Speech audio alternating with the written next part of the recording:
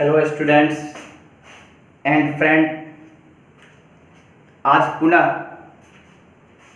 Locus academy coaching centre Begusarai में आपका most welcome है।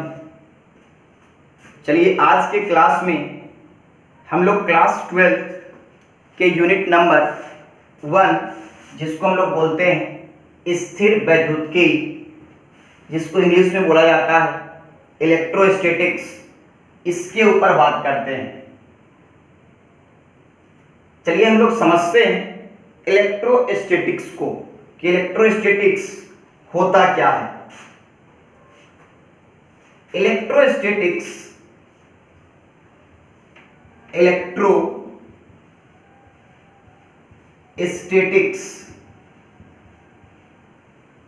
बेसिकली दो वर्ड के कॉम्बिनेशन से बना है।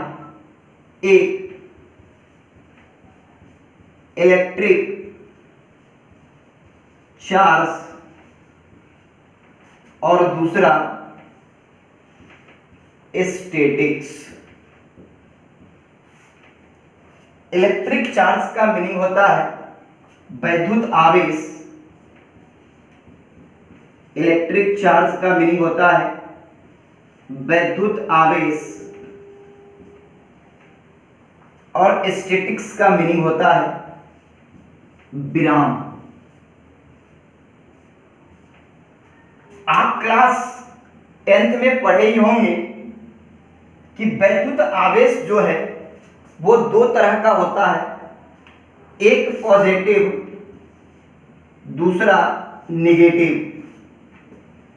मतलब ये दोनों चार्ज यानी एक पॉजिटिव और दूसरा नेगेटिव इस इलेक्ट्रोस्टैटिक्स के अंदर किस अवस्था में रहता है, तो इसका जवाब होगा विरामावस्था में। मतलब कि इस यूनिट में हम लोग उस चार्ज के ऊपर बात करेंगे या उस चार्ज के प्रॉपर्टी के ऊपर बात करेंगे जो चार्ज विराम की अवस्था में होगा, यानी इसके पास भी वेलोसिटी कितना होगा, जीरो। इसके पास भी वेलोसिटी कितना होगा, जीरो। वेलोसिटी यानी कि वेग, तो इसके पास भी वेग कितना होगा, जीरो के बराबर, और इसके पास भी वेग कितना होगा, जीरो के बराबर।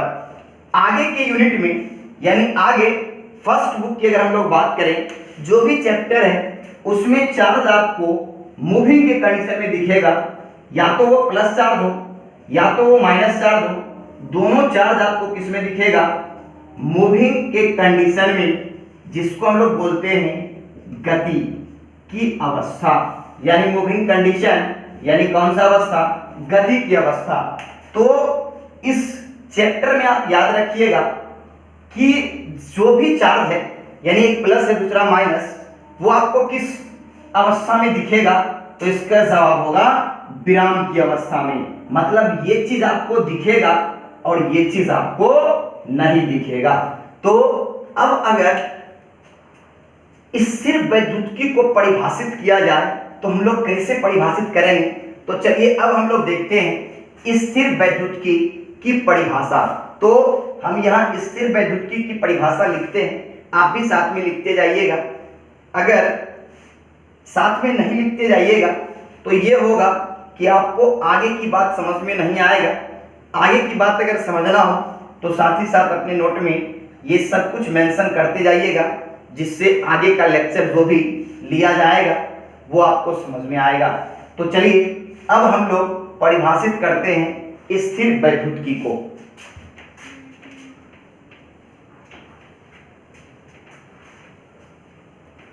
चलो देखिएगा,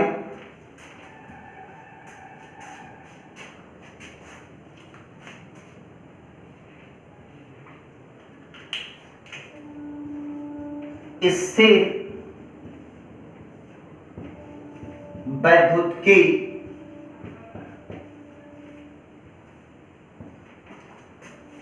भौतिकी की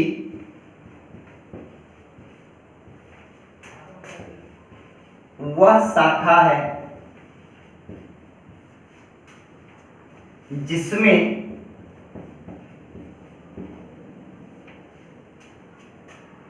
हम लोग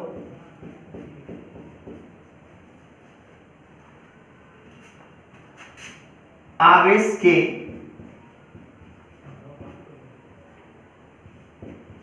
गुणों की समीक्षा करते हैं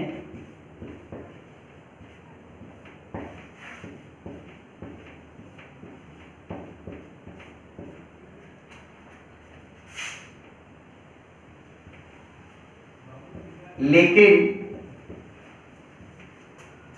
ये ध्यान रहे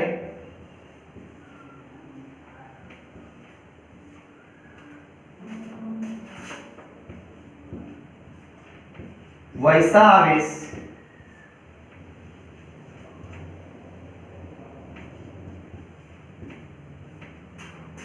जो विराम की अवस्था में होता है।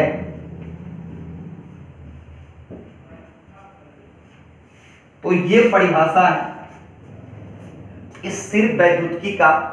फिर से हम बोल रहे हैं, जरा ध्यान से दीजिएगा सब आदमी। स्थिर वैद्युतिकी भौतिकी की वह शाखा है जिसमें हम लोग आवेश के गुणों की समीक्षा करते हैं। आवेश के गुणों की समीक्षा करते हैं, लेकिन ये ध्यान रहे वैसा आवेश जो विराम की अवस्था में होता है, इसी को हम लोग बोलते हैं स्थिर वैद्युतिकी। तो स्थिर वैद्युतिकी क्लियर हो ही गया होगा। फिर से एक बार देखिएगा ध्यान से। स्थिर वैद्युतिकी भौतिकी की वह शाखा है जिसमें हम लोग आवेश के गुणों की समीक्षा करते हैं, लेकिन ये ध्यान रहे वैसा आवेश जो विराम की अवस्था में होता है। मतलब स्थिर वैद्युतिकी भौतिकी की वह शाखा है जिसके अंदर आवेश के गुणों का अध्ययन तो किया जाता है, पर वैसा आवेश जो विराम की अवस्था में हो। तो चलिए हम लोग ये समझ गए स्थिर वैद्युतिकी। अब हम लोग बात करेंगे कि स्थिर वैद्युतिकी के अंदर एक चीज आपको दिख रहा होगा, विद्युत आवेश। यहां पे देखिए आप, आवेश या इसको हम लोग बोल पाए विद्युत आवेश। तो अब हम लोग समझेंगे कि विद्युत आवेश होता क्या है। अब हम लोग बात करते हैं विद्युत आवेश के ऊपर। तो हेडिंग अब डाल रहे हैं, जरा देखिएगा, विद्युत आवेश।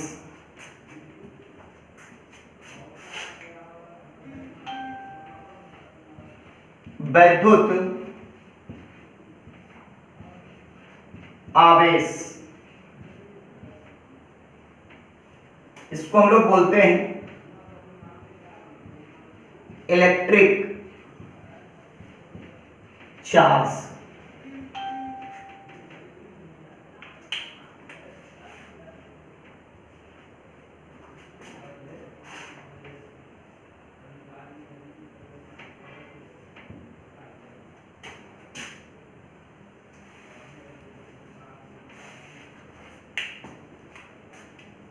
विद्युत आवेश यानी इलेक्ट्रिक चार्ज। इलेक्ट्रिक चार्ज जो है वो किसी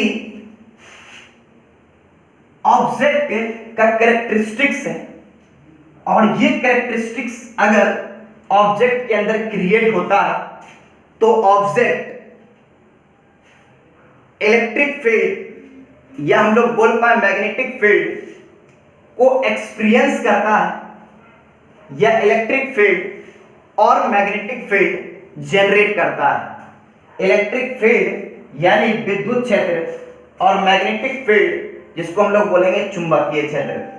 जैसे अगर हम लोग बात करें कि ये कोई बॉडी है और ये बॉडी के ऊपर कौन सा चार्ज है, तो इसका जवाब होगा पॉजिटिव चार्ज। ये कोई बॉडी है और इसके ऊपर बात करें कौन सा चार्ज, तो हमने अज्यूम किया नेगेटिव चार्ज।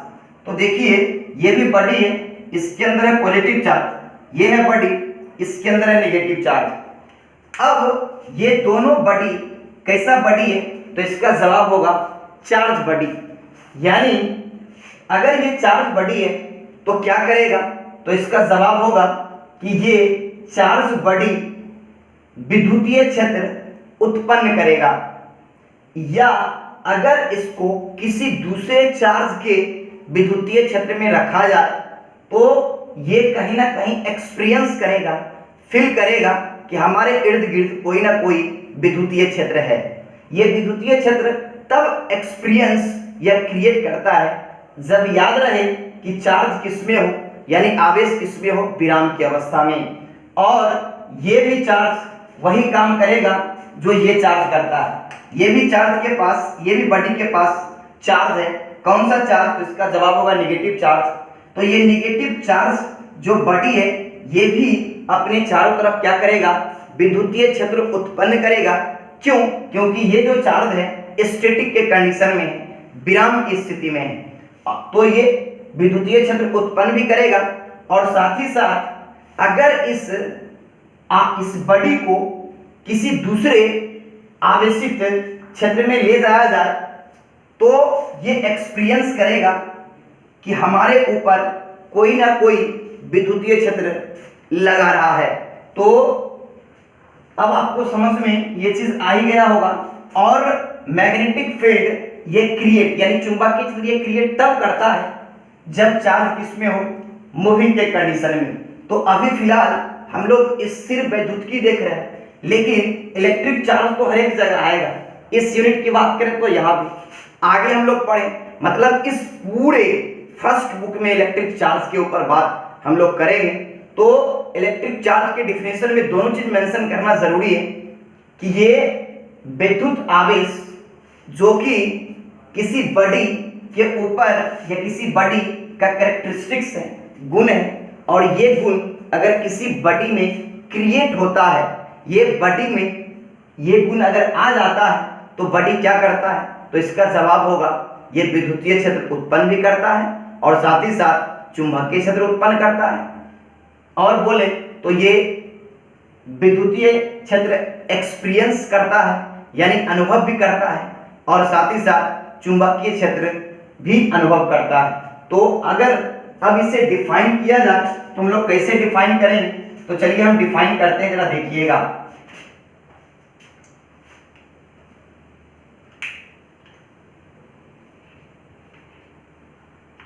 विद्युत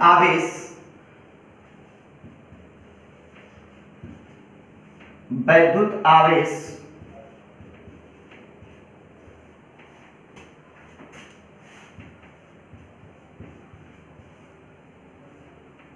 किसी भी वस्तु का वह गुण है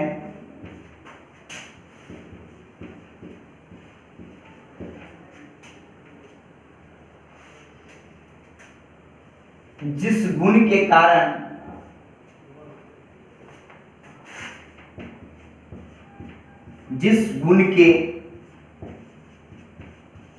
कारण कण या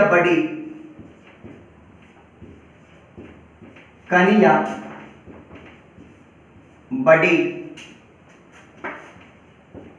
विद्युतीय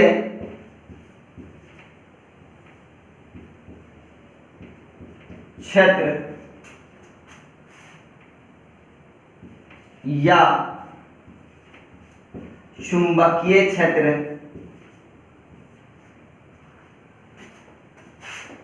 उत्पन्न भी करता है,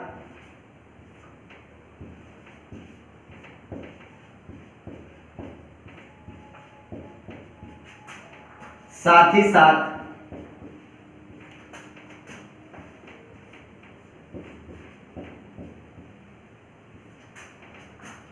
अगर किसी दूसरे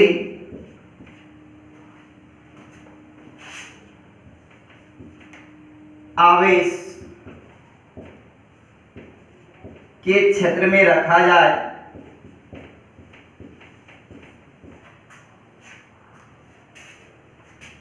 आवेश के क्षेत्र में रखा जाए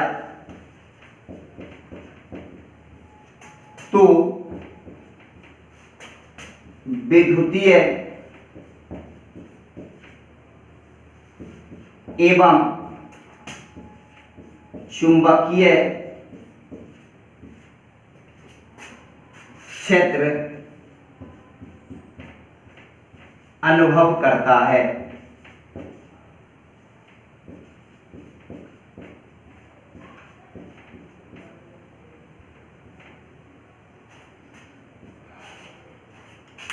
जरा ध्यान से देखिएगा, एक बार और हम बोल रहे हैं, वैद्युत आवेश किसी भी वस्तु का वह गुण है जिस गुण के कारण कण या बॉडी या वस्तु बोल लो विद्युतीय क्षेत्र या चुंबकीय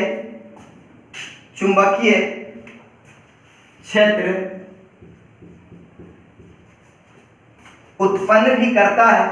साथ ही साथ अगर किसी दूसरे आवेश के क्षेत्र में रखा जाए तो विद्युतीय एवं चुंबकीय क्षेत्र अनुभव भी करता है। इसे ही वैद्युत या विद्युत आवेश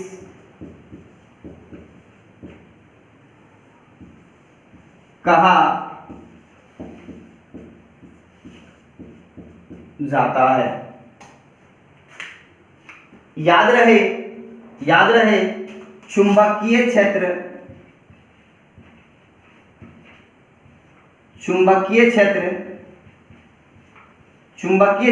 तब जब आवेश किसमें हो, गति की अवस्था में, और विद्युतीय क्षेत्र तब जब आवेश किस अवस्था में हो, विराम की अवस्था में। तो ये विद्युत आवेश के बारे में तो हम लोग हर एक यूनिट में पढ़ेंगे, तो हमको इस डिफिनेशन में ये भी दिखाना होगा कि विद्युत क्षेत्र भी उत्पन्न करता है, साथ ही साथ चुंबकीय क्षेत्र भी उत्पन्न करता है। और अगर इस आवेशित वस्तु को किसी दूसरे आवेशित क्षेत्र में रखा जाए तो ये अनुभव भी करता है, चुंबकीय क्षेत्र और साथ ही साथ विद्युतीय क्षेत्र। इसे ही हम लोग क्या बोलते हैं, विद्युत आवेश। तो अब हम लोग बात करेंगे विद्युत आवेश से कंसर्न कुछ और बात, कि विद्युत आवेश का एसआई मात्रा क्या होता है। विद्युत आवेश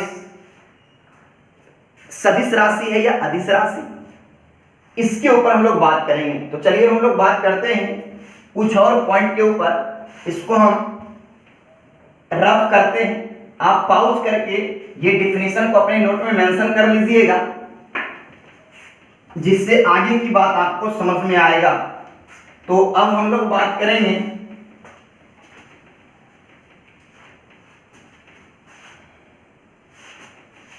वैद्युत आवेश यानी इलेक्ट्रिक चार्ज के कुछ और पॉइंट के ऊपर। वैद्युत आवेश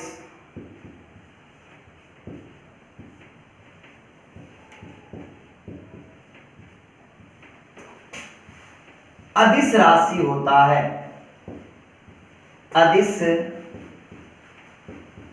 राशि होता है। अब इस बात को समझिए कि अदिश राशि कैसे, जैसे एक कोई बॉडी है, इसके ऊपर आवेश है, इसके ऊपर आवेश है, ठीक है, ये आवेश विराम की अवस्था में, लेकिन आवेश तो है इसके पास। और अगर किसी आदमी से पूछा जाए किसके पास आवेश है तो कितना, तो वो ये बताएगा x कूलम, यानी या तो 10 कूलम, या तो 12 कूलम, या तो 20 कूलम। कभी वो ये नहीं बताएगा 2 कूलम या x कूलम, नॉट 2 कूलम या 3 कूलम नॉर्थ, या 2 कूलम साउथ, वेस्ट, ईस्ट, ऐसा कुछ नहीं बताएगा। इसलिए क्योंकि इसके पास मैग्नीट्यूड तो होता है लेकिन स्पेसिफिक डायरेक्शन नहीं होता है।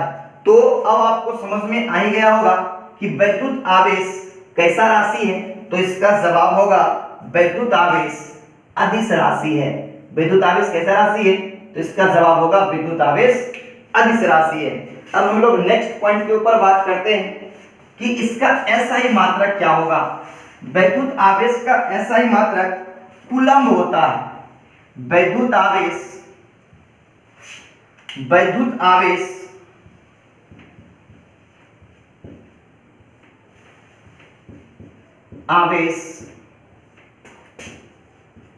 का एसआई मात्रक कूलम्ब, जिसको हम लोग सी से रिप्रेजेंट करते हैं। याद रहे विद्युत आवेश का एसआई मात्रक क्या होता है? तो इसका जवाब होगा कूलम्ब। ये जो कूलम्ब थे वो साइंटिस्ट थे, ये जो कूलम्ब थे वो साइंटिस्ट, और सबसे पहले आवेश के बारे में यही साइंटिस्ट बताए। तो इसी के ऑनर में बस इन्हें सब आदमी याद करें हमेशा, इसके लिए इन्हीं के नाम पे हम लोग आवेश का एसआई मात्रक क्या रख दिए? कूलम्ब। जैसे फोर्स का एसआई मात्रक होता है केजी मीटर पर सेकेंड स्क्वायर, लेकिन फोर्स का एसआई मात्रक हम लोग लिखते हैं न्यूटन भी। क्यों? क्योंकि फोर्स के बारे में सबसे पहले बताने वाले साइंटिस्ट का नाम था न्यूटन। जैसे वर्क का एसआई यूनिट होता है न्यूटन मीटर, लेकिन हम लोग न्यूटन मीटर ना लिख के क्या लिखते हैं? जूल लिखते हैं। जूल क्यों? क्योंकि सबसे पहले वर्क यानी एनर्जी को बताने वाले साइंटिस्ट जो थे वो कौन थे? जूल साहब। इसलिए उनके ऑनर में बस उन्हें हम लोग याद कर पाए, इस पर्पस से जो वर्क का एसआई मात्रक रखा गया, बनाया गया, वो क्या बनाया गया? न्यूटन मीटर के साथ साथ जूल भी। तो आप जूल बोलो तो भी कोई दिक्कत नहीं, न्यूटन मीटर बोलो तो भी कोई दिक्कत नहीं। तो अब आपको समझ में आ गया होगा विद्युत आवेश का एसआई मात्रक क्या होता है? जूल होता है। अब इससे कंसर्न आगे हम लोग देखते हैं, आगे की बात हम लोग समझते हैं।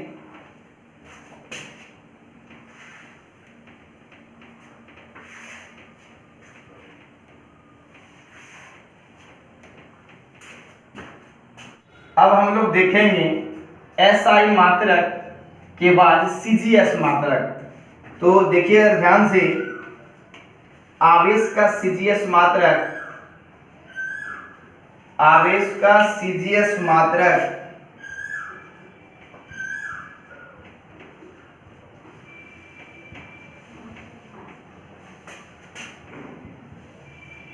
सीजीएस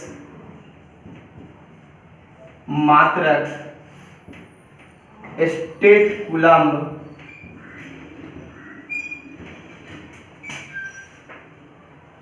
होता है।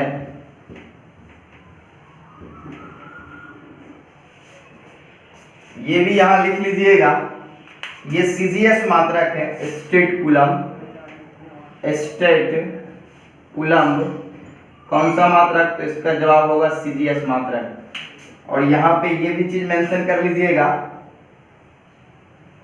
1 coulomb is equal to 3 × 10⁹ ESU। इस स्टेट कूलम्ब को ही हम लोग पढ़ते हैं, इसको ये भी पढ़ सकते हैं हम लोग ESU। इसका मीनिंग होता है इलेक्ट्रो, इसका मीनिंग होता है स्टैटिक, और इसका मीनिंग होता है यूनिट। तो सबको अगर आप कंबाइन कीजिएगा तो इस टोटल को पढ़िएगा, यहां से लेके यहां तक को इलेक्ट्रोस्टैटिक यूनिट। तो ये हुआ आवेश का सीजीएस मात्रक। इसके बाद हम लोग बात करेंगे आवेश के विमीय सूत्र के ऊपर। तो ध्यान दीजिएगा,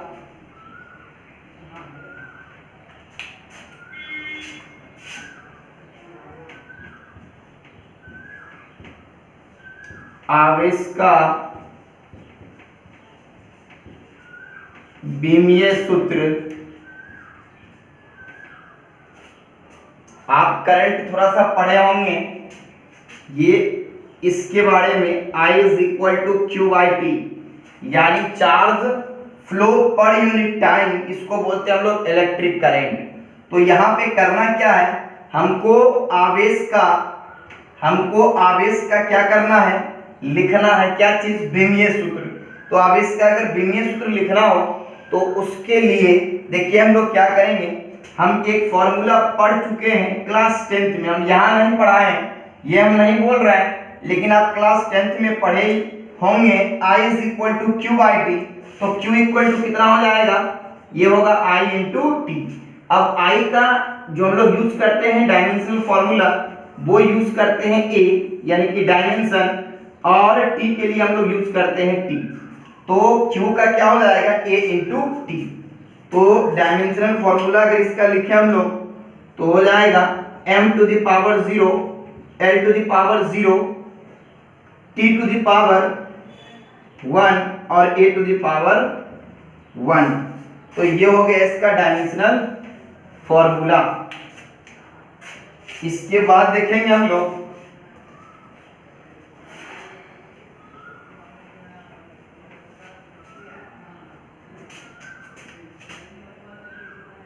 देखिएगा, ये लास्ट पॉइंट है, आवेश जब भी किसी वस्तु से निकलेगा, याद रखिएगा, अगर आवेश जिस भी किसी वस्तु से निकलेगा तो याद रखिए वो अपने साथ क्या लेके जाएगा, मास लेके जाएगा। जिसमें भी गया, जैसे ये कोई न्यूट्रल बॉडी है A, ये भी कोई न्यूट्रल बॉडी है B। अब B से अगर इलेक्ट्रॉन इसमें आएगा, अगर B से इलेक्ट्रॉन निकल के A में आएगा तो याद रखिएगा A का मास भी क्या हो जाएगा, बढ़ जाएगा। यानी अगर B से चार्ज निकल के A में आया तो A का मास बढ़ेगा, या A से निकल के B में गया, अगर A से निकल के B में जाएगा तो B का मास बढ़ जाएगा, क्योंकि आवेश हमेशा स्टे करता है किस पे, तो इसका जवाब होगा बॉडी या पार्टिकल पे। तो आवेश हमेशा किस पे रहता है, बॉडी पे। तो जैसे ही आवेश एक बॉडी से निकल के दूसरे बॉडी में जाएगा तो याद रखिएगा आवेश रहता किस पे है, मास पे। तो हमेशा मास भी क्या होगा, एक बॉडी से निकल के दूसरे बॉडी पे चला जाएगा। तो यहाँ अगर लिखना हो तो हम लोग लिखेंगे आवेश जब भी एक बॉडी से निकल के दूसरे बॉडी में जाता है वो अपने साथ क्या लेके जाता है, तो इसका जवाब होगा अपने साथ वो द्रव्यमान लेके जाता है। तो लिख रहे हैं यहाँ देखिएगा, आवेश या वैद्युत आवेश बोल लो या आवेश बोलो, कोई दिक्कत नहीं है। आवेश जब कभी भी एक वस्तु से निकल के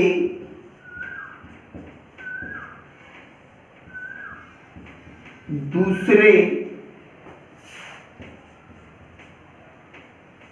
वस्तु में जाता है तो वह अपने साथ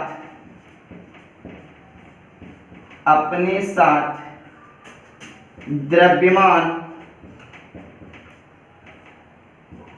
लेके जाता है। तो ये याद रखिएगा जिससे निकलेगा उसका द्रव्यमान घटेगा और जिस पे जाएगा उसका द्रव्यमान बढ़ जाएगा, चाहे चार्ज किसी भी तरह का हो। अगर प्लस वाला भी चार्ज गया तब भी द्रव्यमान बढ़ेगा और माइनस वाला भी जाएगा तब भी द्रव्यमान बढ़ जाएगा। तो चार्ज जाने से द्रव्यमान क्या होता है, बढ़ जाता है। तो याद रखिएगा आवेश जब कभी भी एक वस्तु से निकल के दूसरे वस्तु में जाता है तो वह अपने साथ क्या लेके जाता है, द्रव्यमान। एक लास्ट पॉइंट है, जरा ध्यान दीजिएगा, एक लास्ट पॉइंट है उसको भी कर लेते हैं। एक लास्ट पॉइंट है, आवेश जैसे द्रव्यमान जो होता है, द्रव्यमान वो डिपेंड करता है किस पे, वेलोसिटी पे। द्रव्यमान डिपेंड करता है किस पे? वेलोसिटी पे। लेकिन कौन डिपेंड नहीं करता है वेलोसिटी पे? आवेश। याद रखिएगा, आवेश को किसी भी वेलोसिटी से, किसी भी वेलोसिटी पे फेंका जाए, या आवेश अगर किसी वेलोसिटी से मूव कर रहा हो, तो याद रखिए उसके द्रव्यमान में, सॉरी उसके आवेश में कोई चेंजिंग नहीं आता है। जब भी चेंजिंग आएगा तो किस में आएगा? तो बोलेंगे उसके द्रव्यमान में चेंजिंग आएगा, कभी भी किस में चेंजिंग नहीं आएगा? आवेश में। तो यहां लिखते हैं हम, देखिए ध्यान से, आवेश वेग पर निर्भर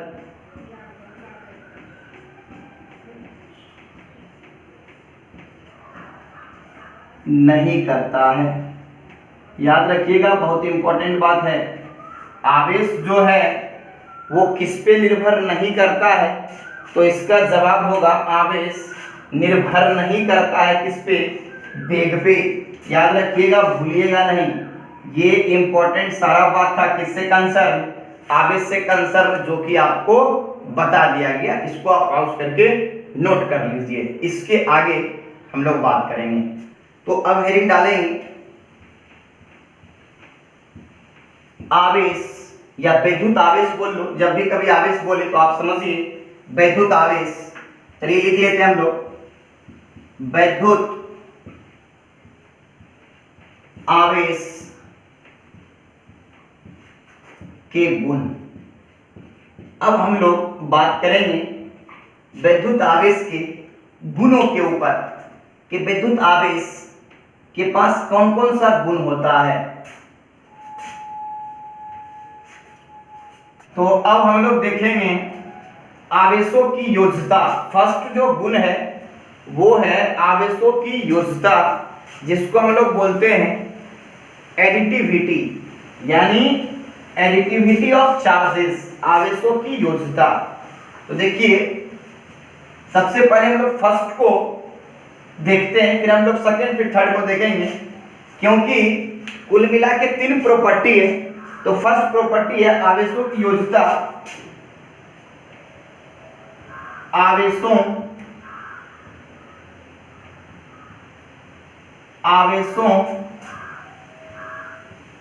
की योज्यता, जिसको हम लोग बोलते हैं एडिटिविटी ऑफ चार्जेस।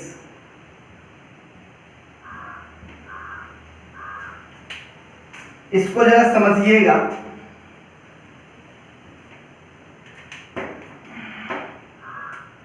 ये आवेश जो है वो अदिश राशि है। आवेश जो है वो अदिश राशि है।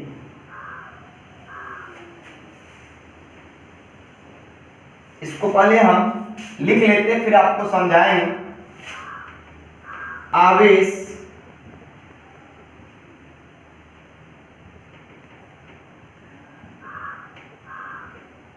अदिश राशि होता है, जिसके कारण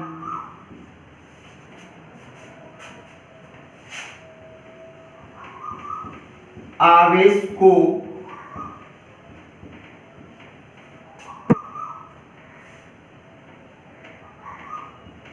सदिशों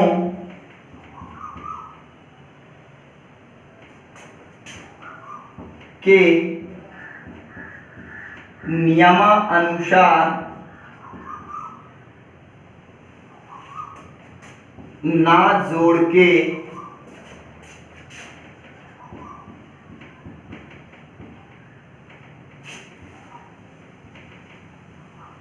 बीजगणितीय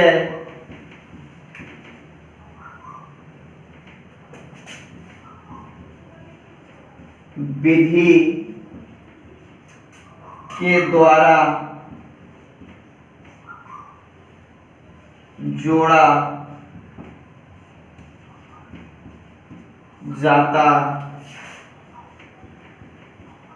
है। इसका मीनिंग समझिए कि आवेश जो है वो अदिश राशि, आवेश जो है वो कौन सा राशि है, अदिश राशि, जिसके कारण आवेश को आप वेक्टोरियली ऐड नहीं कर सकते हो। मतलब वेक्टर का जो मेथड है, वेक्टर का जो लॉ है, उसके अकॉर्डिंग हम लोग ऐड नहीं कर सकते हैं। इसके लिए जो बीजगणितीय विधि होता है उसके द्वारा हम लोग एडिशन करेंगे। इसको हम लोग ऐड सदिश का जो फॉर्मेट है, यानी सदिश के लिए जो फॉर्मूला तैयार किया गया उसके द्वारा हम लोग ऐड नहीं करेंगे। इसको जब भी ऐड करना होगा तो बीजगणितीय विधि के द्वारा हम लोग ऐड कर देंगे। इसको आप एग्जाम्पल के थ्रू समझिए। जैसे एक कोई बॉडी है और इसके ऊपर चार्ज जो है वो डिस्क्रीट नहीं है, मतलब हर एक जगह फैला हुआ नहीं है, पॉइंट चार्ज है हर एक जगह। यहां मान लिए +2 कूलम, यहां मान लिए +3 कूलम, यहां मान लिए -2 कूलम, यहां मान लिए -1 कूलम। और अगर टोटल चार्ज लिखना हो, Q लिखना हो, इसका अगर टोटल चार्ज लिखना हो तो हम लोग क्या लिखेंगे, तो लिखेंगे Q = +2Q +3Q फिर हो जाएगा -2Q, इसका हो जाएगा +-1Q। अब अगर सबको ऐड करना हो तो इसका रिजल्ट क्या आएगा, यानी 2Q, ये हो जाएगा +3Q, ये होगा +-, यानी 2Q, फिर ये हो जाएगा +-, 1Q। तो इसका जवाब क्या आएगा, 2Q 3Q 2Q, यानी 5Q, ये हो जाएगा 5Q -2Q 1Q, यानी कि 3Q। तो इसका रिजल्ट हो जाएगा 2Q।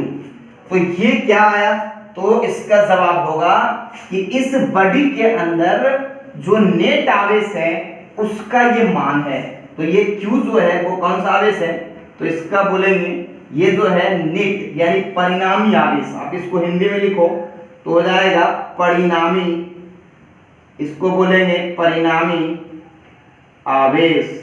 तो जब भी किसी बॉडी पे ढेर सारा आपको चार्ज दिखे और उसका रिजल्टेंट निकालना हो, मतलब उसका परिणामी आवेश निकालना हो, तो निकालने का तरीका क्या होगा, तो हम लोग कुछ नहीं करेंगे, यहाँ पे जो भी आवेश है ना वो सारे आवेश को जोड़ देंगे, और जो भी आवेश अगर माइनस में दिखे तो कुछ नहीं करना, उसको जो है ब्रैकेट के अंदर रखना है।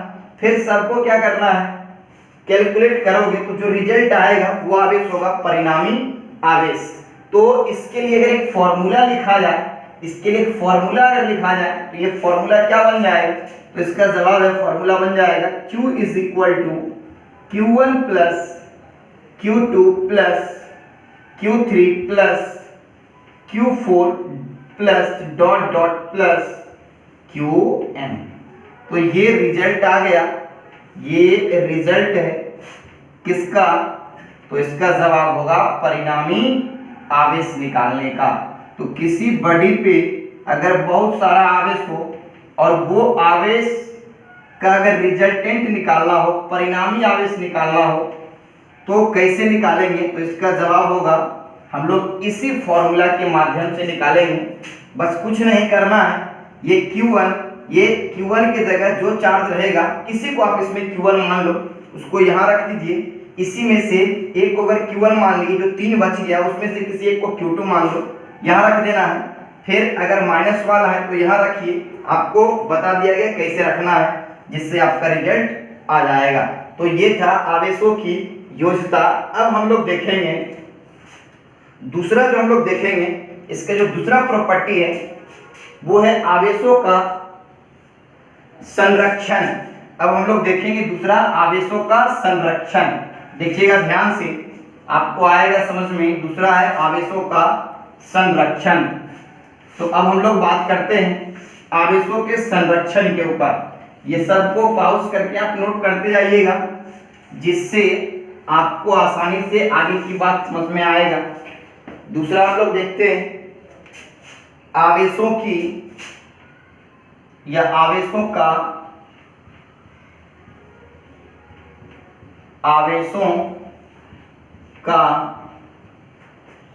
संरक्षण। इसको हम लोग इंग्लिश में बोलते हैं कंजर्वेशन ऑफ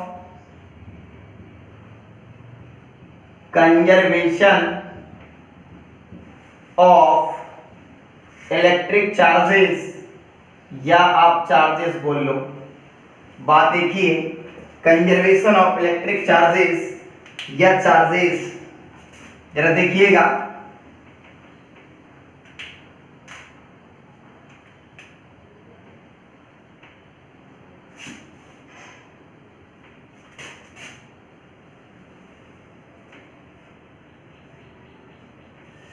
समझिए इसको। आवेशों का संरक्षण क्लास 9th में भी हम लोग पढ़े और क्लास 11th में भी हम लोग पढ़े। आवेशों का संरक्षण के बारे में तो नहीं, लेकिन हम लोग पढ़े थे ऊर्जा संरक्षण के बारे में। ऊर्जा संरक्षण ये बोलता है कि इस ब्रह्मांड का ऊर्जा हमेशा क्या रहता है, कांस्टेंट रहता है।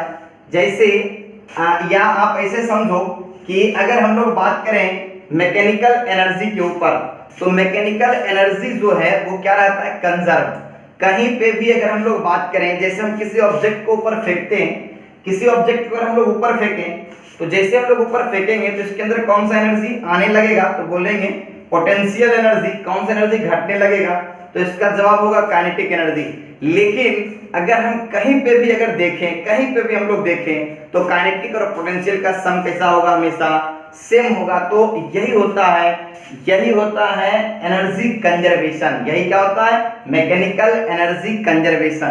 तो यहाँ पे अगर हम लोग बात करें तो यहाँ जो है वो है आवेशों का संरक्षण, यानी कंजर्वेशन ऑफ चार्जेस।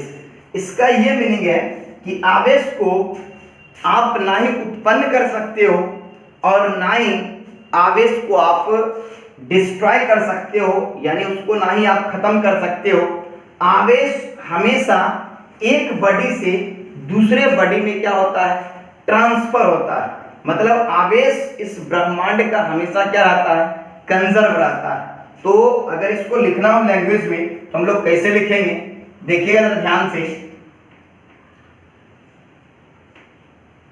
पहले लिख रहे हैं फिर हम समझाएंगे। आवेश को ना ही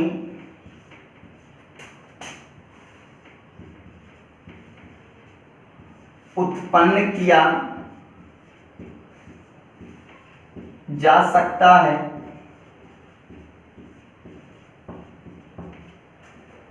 और ना ही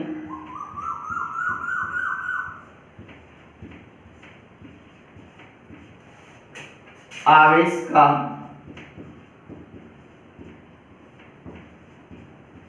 विनाश होता है।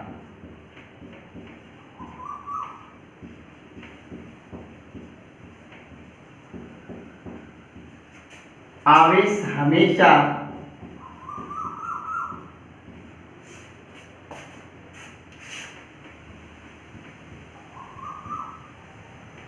एक बॉडी से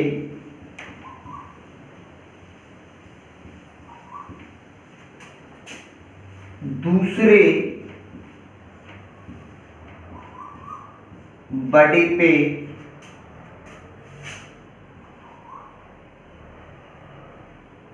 ट्रांसफर होता है।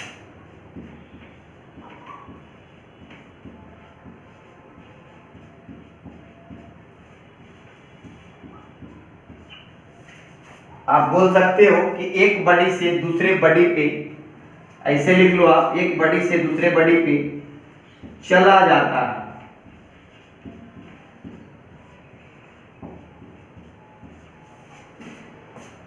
इसको ऐसे समझिए आप, ये कोई एक बॉडी है जिसको हम लोग बोल रहे हैं ए, ये कोई बॉडी है जिसको हम लोग बोल रहे हैं बी। जब भी आवेश, मान लीजिए कि ये यहाँ पे जो चार्ज है वो है नेट आवेश, यानी नेट आवेश, इसको हम लोग बोले परिणामी आवेश। ये किसके बराबर है? शून्य के बराबर। और यहाँ पे भी जो है नेट आवेश यानी कि परिणामी आवेश किसके बराबर? तो इसका जवाब है परिणामी आवेश शून्य के बराबर।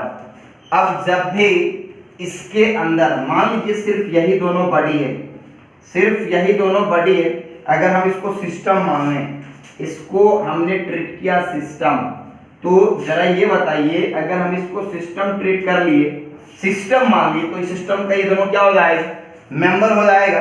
इसके पास भी परिणामी आवेश कितना है? 0।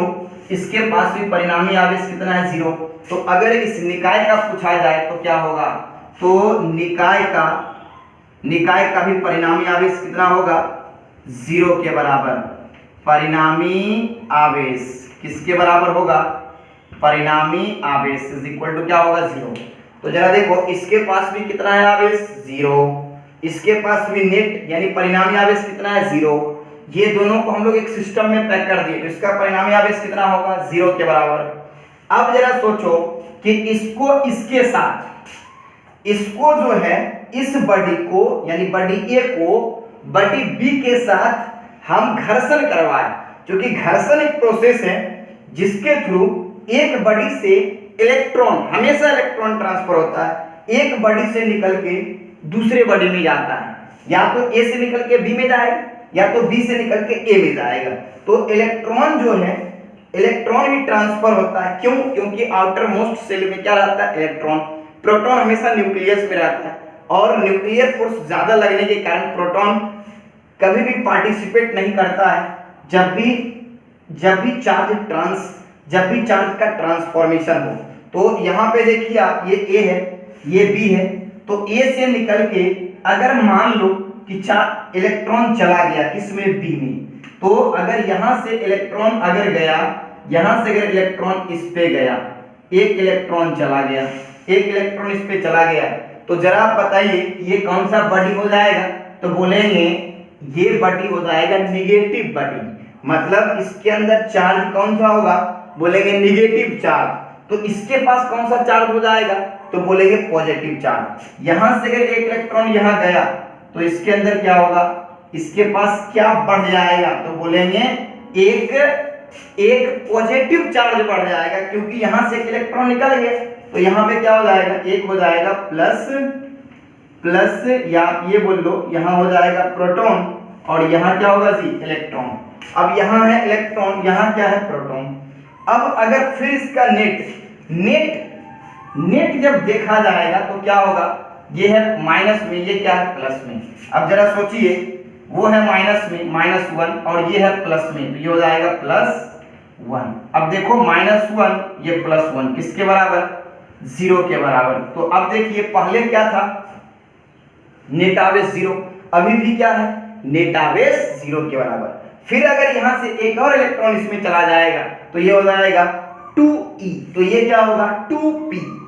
प्रोटॉन के लिए p और इलेक्ट्रॉन के लिए क्या? e, तो ये हो जाएगा 2e और ये क्या होगा? 2p। अब दोनों पे चार्ज कैसा रहता है? इलेक्ट्रॉन प्रोटॉन पे सेम, आप क्लास 10th में पढ़े ही होंगे। एक पे होता है 1.6 × 10⁻19 कूलम, प्लस में एक पे होता है माइनस में 1.6 × 10⁻19 कूलम। तो यहाँ हो जाएगा -2e और यहाँ क्या होगा? +2e। अब दोनों को फिर जोड़ोगे तो ये हो जाएगा -2e और ये क्या होगा जी? ये होगा 2p। अब इस पे चार्ज कितना? 1.6 × 10⁻19, इस पे भी कितना? 1.6 × 10⁻19। अब देखिए ये दोनों को मल्टीप्लाई करोगे और ये इसको आप मल्टीप्लाई करोगे, ये है माइनस में, ये किसमें है? प्लस में, दोनों का रिजल्ट क्या आएगा? 0। तो पहले कितना था? 0, अभी भी कितना है? 0। तो इसी का मीनिंग होता है आवेश का संरक्षण। तो आवेश जो है इस बॉडी में पहले वही दिखा हमको t, मान लीजिए वो टाइम t था तो हमको फिर t डैश पे भी वही दिखा, t डबल डैश पे भी क्या दिखा? वही, t ट्रिपल डैश पे भी क्या दिखेगा? वही। तो यही मीनिंग होता है किसका? आवेश के संरक्षण का। तो ये हुआ आवेशों के संरक्षण से कंसर्न बात। अब हम लोग बात करेंगे लास्ट आवेशों का क्वांटमीकरण। तो चलिए इसको पॉज करके आप नोट कर लीजिए। अब हम लोग बात करेंगे लास्ट जो प्रॉपर्टी है वो है आवेशों का क्वांटमीकरण। तो अब हम बात करते हैं आवेशों के क्वांटमीकरण के ऊपर।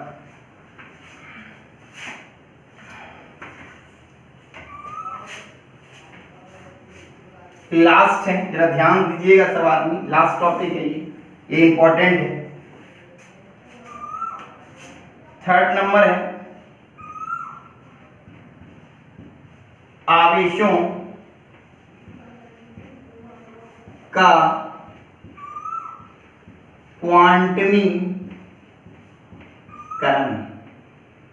आवेशों का क्वांटमीकरण, इसको इंग्लिश में बोलते हैं क्वांटाइजेशन ऑफ चार्जेस, या बोलो आप इलेक्ट्रिक चार्जेस। ये हो गया आवेशों का क्वांटमीकरण। आवेशों का क्वांटमीकरण, क्वांटाइजेशन ऑफ चार्जेस। इसको जरा समझिए, इसको जरा ध्यान समझिएगा। इसका ये मीनिंग है, इसका ये मॉडर्न फिजिक्स में हम लोग पढ़ेंगे तो वहां समझेंगे। फिलहाल आप ये समझिए कि आवेशों के क्वांटमीकरण का मीनिंग कि आवेश को हमेशा हम लोग सीढ़ी दर सीढ़ी घटाते हैं या सीढ़ी दर सीढ़ी बढ़ाते हैं, ऐसे समझिए। या ऐसे भी आप समझ सकते हो कि किसी भी बॉडी से अगर आवेश निकलेगा तो वो धनात्मक पूर्णांक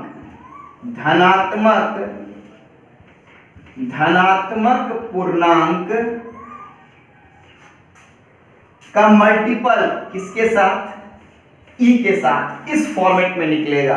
यानी धनात्मक पूर्णांक इंटू ई, यानी ई इंटू धनात्मक पूर्णांक, यानी E into positive integer, E into positive integer, यानी हिंदी में क्या बोलेंगे, ई इंटू धनात्मक पूर्णांक। ऐसे बोलो धनात्मक पूर्णांक का किससे मल्टीप्लिकेशन, ई के साथ मल्टीप्लिकेशन। यानी धनात्मक पूर्णांक होता है 1, तो 1 को आप किसके साथ मल्टीप्लाई कर दो, ई के साथ। फिर धनात्मक पूर्णांक क्या हो जाएगा 2 को मल्टीप्लाई कर दो किसके साथ, ई के साथ। धनात्मक पूर्णांक क्या होता है फिर 3 को किसके साथ मल्टीप्लाई कर दो, ई के साथ। तो यहाँ पे जरा आप देखिए 1e, यहाँ क्या है 2e, यहाँ क्या है 3e। तो जब भी चार्ज निकलेगा किसी भी बॉडी से, जब भी निकलेगा तो या तो 1e के फॉर्मेट में, या तो 2e के फॉर्मेट में, या तो 3e के फॉर्मेट में, या तो 4e के फॉर्मेट में, या तो ne के फॉर्मेट में। कभी ऐसा नहीं होगा कि e/4 के फॉर्मेट में निकलेगा, कभी ऐसा नहीं होगा कि e/2 के फॉर्मेट में निकलेगा। तो हमेशा जो निकलता है ना इलेक्ट्रॉन, वो धनात्मक पूर्णांक का e के साथ मल्टीप्लिकेशन से जो रिजल्ट आता है उसके फॉर्मेट में निकलता है, उसी के फॉर्मेट में निकलता है।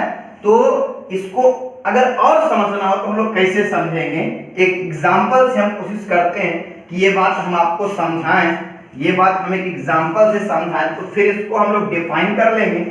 जरा देखिएगा कि ये मान लीजिए स्टेयर है, ये मान लीजिए स्टेयर है। और अगर जरा सोचो कि अगर तुमको यहां से मतलब इस सीढ़ी से चढ़ के ऊपर जाना है, तो या तो ये हो सकता है कि आप यहां पर रखो, पहले यहां पर रखो, फिर इसके बाद जो भी हो यहां रखिए, जो भी हो। लेकिन फर्स्ट टाइम पहले कोई ना कोई इंसान यहां पर रखेगा, या फिर कहां रखेगा, थोड़ा लंबा पर हो यहां रख देगा, या फिर थोड़ा और लंबा हो यहां रखें, या थोड़ा सा और लंबा हो तो फिर यहां रख लेगा।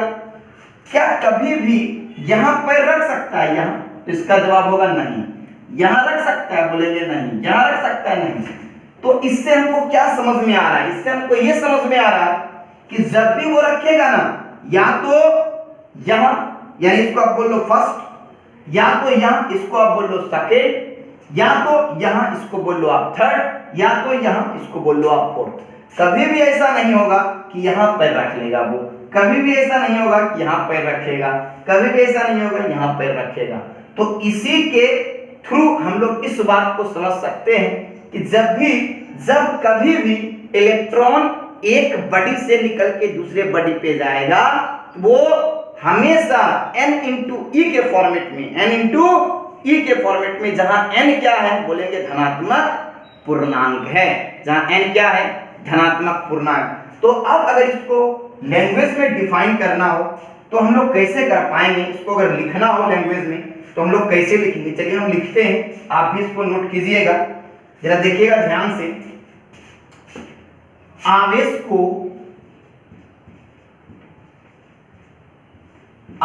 को किसी भी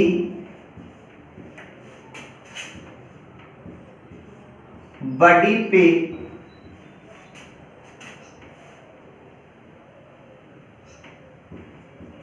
सीढ़ी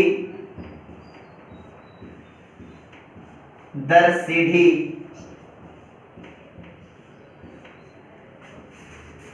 आवेश को किसी बॉडी पे सीढ़ी दर सीढ़ी डाला जा सकता है,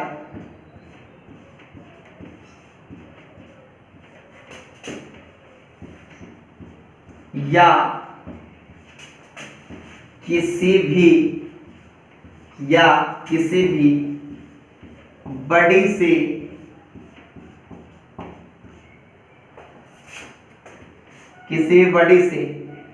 सीढ़ी दर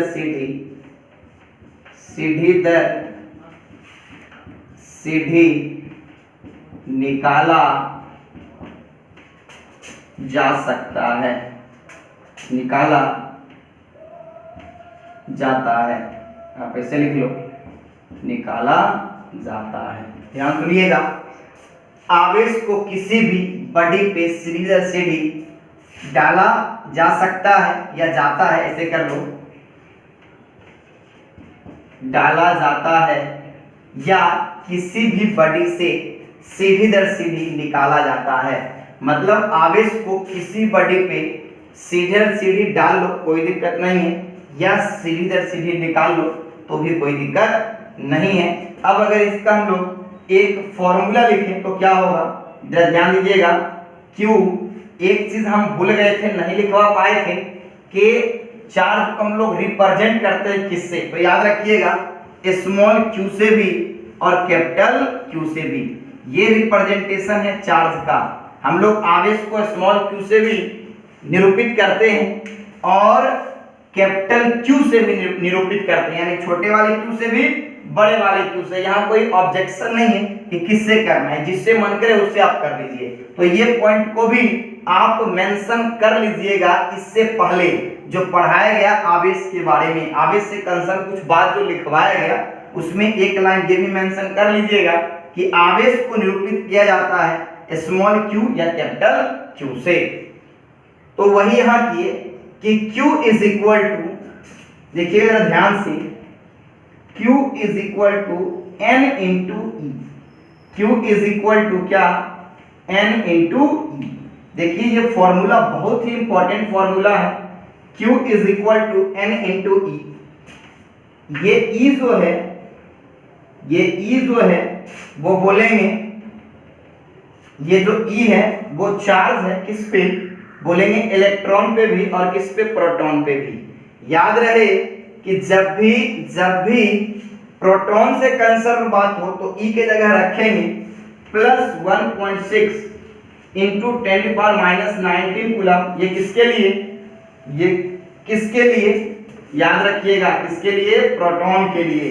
और यहाँ पे अगर इलेक्ट्रॉन से कंसर्न बात किया जाए तो क्या हो जाएगा, -1.6 इंटू 10⁻⁻19 कूलम। ये किसके लिए है, तो बोलेंगे ये है इलेक्ट्रॉन के लिए।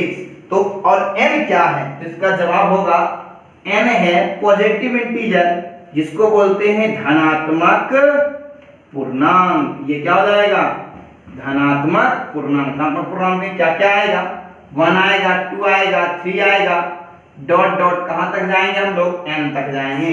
तो ये हुआ q इज इक्वल टू, कई एक बुक में आपको देखने को मिलेगा q is equal to plus minus n. याद रहे जब यहाँ प्लस माइनस एन ले लेंगे तो यहाँ पे e का वैल्यू सिर्फ और सिर्फ रखेंगे 1.6 इंटू 10⁻19 कूलम।